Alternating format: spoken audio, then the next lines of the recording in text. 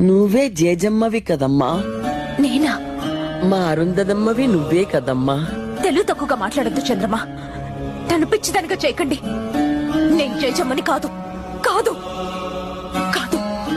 నువ్వు జేజమ్మవు కాకపోతే నీ మీద అడిగే కక్ష ఎందుకు? అదే ఎందుకు? నువ్వే జేజమ్మవి కాబట్టి. కాదు, అబద్ధం.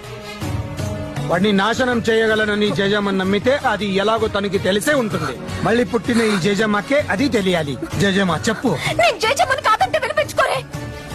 నా చుట్టూ ఈ కట్టు కదలేంటి? నీ చుట్టూ రగులుతున్న ఈ వినాశనం అబద్ధమా? నిజం. నిన్ను వాడు నాశనం చేస్తాననడం అబద్ధమా? నిజం. నిన్ను హింస పెట్టడానికే వాడు సమాధి బద్దలు కొట్టుకు రావడం అబద్ధమా? నిజం. నిజమే. అప్పుడు నువ్వే జేజమ్మ అన్నది కూడా నిజం. నువ్వు మళ్ళీ పుట్టావుని అల్లా సాక్షిగా నేను నమ్ముతున్నాను.